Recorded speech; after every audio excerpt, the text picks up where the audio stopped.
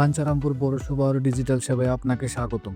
পৌরসভাটি প্রতিষ্ঠিত হয় 6 জুন 2013 খ্রিস্টাব্দে। পৌরসভাটি ব্রাহ্মণবাড়িয়া জেলার বাঞ্ছারামপুর উপজেলায় অবস্থিত। মোট আয়তন 16.90 বর্গ কিলোমিটার। পৌরসভাটি প্রথম শ্রেণীর মর্যাদাপ্রাপ্ত, যার আওতায় 9টি ওয়ার্ড রয়েছে। বর্তমানে পৌরসভার জনসংখ্যা প্রায় 33,067 জন। প্রশাসনিকভাবে এটি ব্রাহ্মণবাড়িয়া জেলা ও চট্টগ্রাম বিভাগের অন্তর্ভুক্ত। প্রতিদিন অসংখ্য নাগরিক বিভিন্ন সেবা গ্রহণের জন্য পৌরসভায় আসেন। এখন থেকে নাগরিকগণ অনলাইনের মাধ্যমে মোবাইল বা ওয়েবসাইট ব্যবহার করে সকল ধরনের পৌরসেবা গ্রহণ করতে পারবে।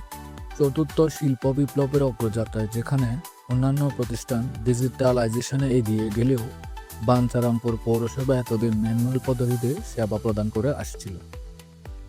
নাগরিক সেবা সহজ, দ্রুত এবং স্বচ্ছ করার লক্ষ্যে এখন থেকে বাঞ্ছারামপুর পৌরসভার সকল সেবা ডিজিটালাইজ করা হয়েছে।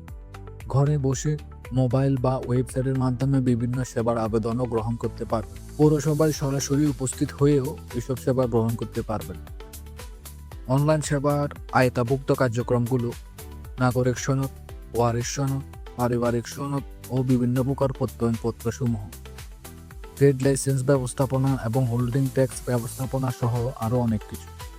কিউআর কোড সম্বলিত সনদ যা বিশ্বের যে কোনো স্থান হতে সহজে ভেরিফাই করা যাবে। সেবার আবেদন জমা ও অনুমোদন প্রক্রিয়া খুব সহজেই অনলাইনে ট্র্যাকিং করা যাবে।